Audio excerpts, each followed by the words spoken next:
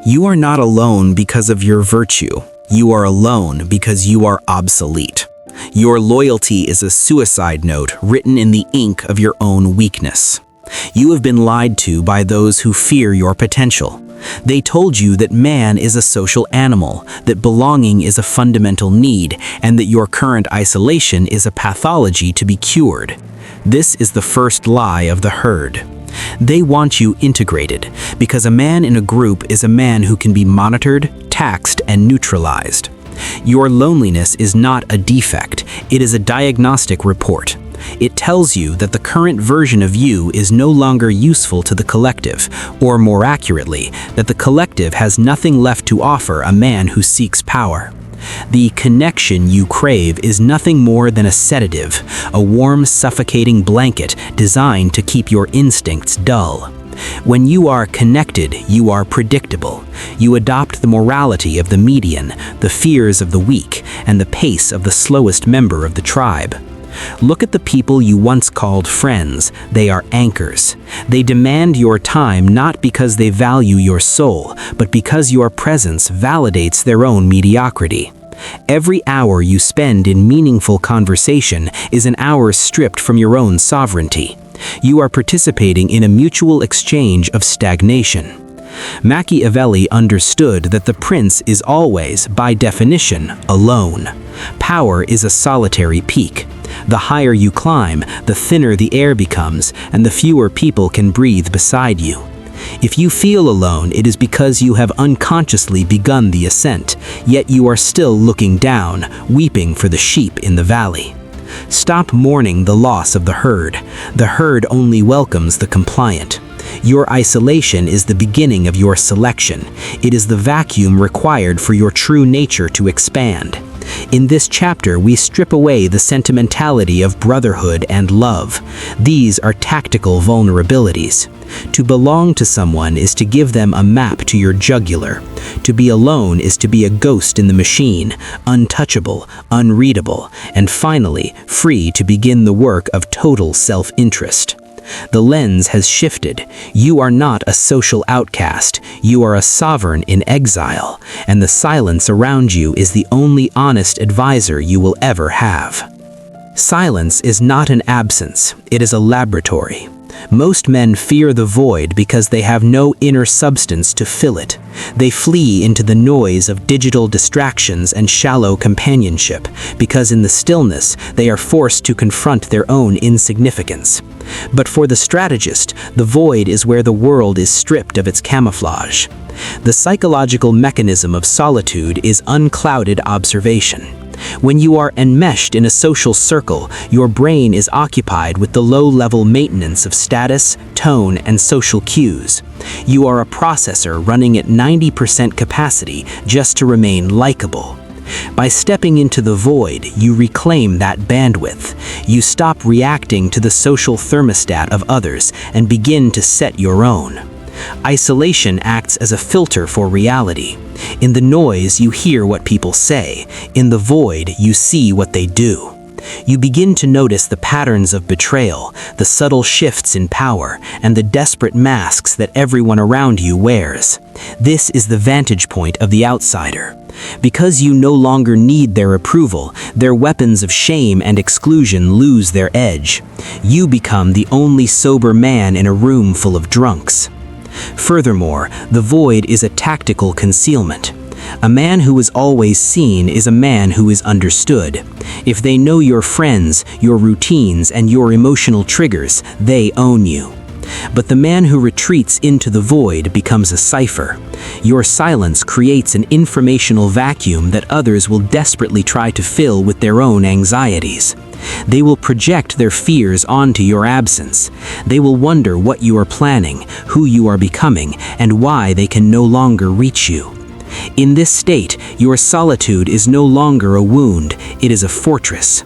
You are utilizing the silence to deconstruct your own programming, identifying every moral or emotional impulse that was implanted in you by a society that wants you compliant. You are not lonely, you are undergoing a system reboot. You are clearing the cache of useless loyalties to make room for cold, calculated intent. The void is the only place where you can truly see the board. While the rest are playing the game of connection, you are studying the mechanics of the game itself. You are learning that the most powerful move is often to be the one piece they cannot find. Society is a theater of the weak, populated by masks designed to hide the rot of dependency. To navigate this landscape, you must categorize every human interaction not by its emotional warmth, but by its tactical weight. There are two primary archetypes in the ecosystem of the void: the social parasite and the sovereign. The social parasite is the most common entity you will encounter. These are the men who fear their own company. They use friendship as a survival strategy, seeking out others to distribute the burden of their own mediocrity. They are the nice guys, the loyal followers, and the team players. Underneath their rhetoric of unity lies a desperate need for validation. They do not love you, they love the version of themselves they see reflected in your eyes. When you stop reflecting what they want to see, when you embrace the coldness of your own path, they will turn on you. Their loyalty is a contract that expires the moment you stop serving their emotional equilibrium. They are the anchors that drag you into the depths of the average. Opposed to them is the sovereign. This is the man who has realized that the only person capable of protecting his interests is himself. The sovereign does not join groups, he commissions them. He views social circles as temporary alliances of convenience, never as permanent homes. He understands the Machiavellian transaction. Every relationship has a cost in time, energy, and information. If the ROI, return on investment, is not absolute, he cuts the tie without a second thought. He is the one who can walk away from any table, any woman, and any brotherhood because his internal foundation is not built on the shifting sands of others' opinions. You must also recognize the gatekeepers of guilt. These are the individuals who will weaponize your isolation against you. They will call you cold, selfish, or arrogant. Understand that these are not insults. They are the screams of those who have lost their grip on you. They are trying to shame you back into the herd where they can manage you. Your task is to identify these patterns in real time. Stop seeing people and start seeing functions. Is this person a resource or are they a drain? Do they provide intelligence or do they leak your secrets? Does their presence sharpen your mind or does it dull your edge? Most of what you call loneliness is simply the withdrawal symptoms of a drug called social approval. Once you identify the archetypes of the addicts around you, you will no longer crave their company, you will fear their infection. History is not a record of progress, it is a ledger of the betrayed. If you still feel the sting of loneliness, it is because you have not yet accepted the fundamental cruelty of human nature. You are operating under the delusion of civilization, a thin veneer of manners designed to mask the fangs of the species. To understand your isolation, you must look at the butcher's bill paid by every man who mistook a temporary ally for a permanent brother. Consider the Roman Senate. Caesar did not fall to his enemies, he fell to his friends. Brutus was not a monster in his own mind, he was a man performing a moral act of social preservation. This is the lesson. The people closest to you are the only ones positioned to reach your heart with a blade. Every bridge you build to another person is a bridge they can use to invade your fortress. History is littered with the corpses of great men who allowed the warmth of the hearth to dull their peripheral vision. The biological reality is even colder. Humans are competitive primates, driven by a scarcity mindset. Even in times of plenty, the drive for status, for being higher than the man next to them, is a dominant instinct. When you are part of the group, you are in a constant subterranean war for position. Your best friend is your most direct competitor for resources, attention, and reproductive status. They do not want you to fail, but they certainly do not want you to succeed beyond their ability to control you. Look at the collapse of empires and the palace coups of modern corporate boardrooms. The mechanism is identical. Loyalty is a commodity with a fluctuating market price. When the cost of staying loyal exceeds the profit of betrayal, the contract is torn up. This is not evil, it is physics. It is the natural selection of the social environment. By feeling alone, you have actually been granted a reprieve from this meat grinder. You have stepped off the killing floor. While others are busy sharpening their knives for each other's backs, you are standing in the shadows, observing the geometry of the slaughter. You are learning the most dangerous truth of all, that trust is a luxury for the suicidal. Every historical figure who maintained their sovereignty did so by ensuring that no single person was indispensable to them. They understood that to be truly powerful, you must be prepared to watch everyone you know disappear and not lose a single step of your stride. The threat is not being alone. The threat is the crowd. They are the ones who will pull you down to drown with them the moment the ship begins to lean. Your isolation is your life jacket. Now that you have accepted the cold reality of the void, you must stop enduring your isolation and start deploying it. In the theater of power, presence is a resource, but absence is a weapon. Most men are terrified of being forgotten. The sovereign understands that being unreachable is the ultimate form of leverage. When you are always available, you are a commodity, cheap, predictable, and easily replaced. When you vanish, you become a myth. The strategic response to your loneliness is calculated withdrawal. By removing yourself from the social marketplace, you create an information deficit. People are naturally narcissistic. When they cannot see you, they assume you are either plotting against them or achieving heights they cannot imagine. Your absence forces them to work for your attention. It shifts the power dynamic from you seeking inclusion to them seeking your validation. You are no longer a participant in their games. You are the prize they can no longer afford. This behavior shift requires a total cessation of social signaling. Stop posting, stop explaining, stop justifying your silence. Every time you check in or catch up, you leak power. You are reassuring the herd that you are still within their reach. Instead, cultivate an aura of unpredictable sovereignty. Let your moves be felt, not seen. When you finally do emerge, it should be with the force of a finished product, a promotion, a transformation, a conquest, not the desperate whimper of a man seeking a friend. Weaponizing your absence also means developing strategic invisibility. While the masses are distracted by their petty dramas and digital noise, you are operating in the dark. Use this time to build your resources, sharpen your skills, and map out the vulnerabilities of those who think you are depressed or defeated. They will mistake your silence for weakness. This is your greatest advantage. In the Machiavellian sense, it is better to be feared than loved, but it is best to be an enigma. A man who is alone is a man who cannot be blackmailed, coerced, or predicted. You are turning your isolation into a high-walled fortress. You are not missing out, you are gatekeeping your own life. From this day forward, your presence is a high-cost premium that must be earned with tangible utility, not granted for free to anyone with a pulse. The man you were is dead, or more accurately, he must be executed.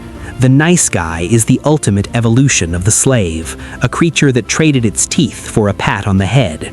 He is the one who feels lonely because his identity is a parasite that requires a host to validate its existence. He seeks connection because he is terrified of the monster that lives in the silence. To survive the coming selection, you must perform a psychological autopsy on this weaker self. You must identify every impulse toward empathy, every urge to be understood, and every desperate grab for social harmony as a biological weakness. These are the tethers the herd uses to keep you at their level. The nice guy believes in fairness. The sovereign knows that fairness is the plea of the loser.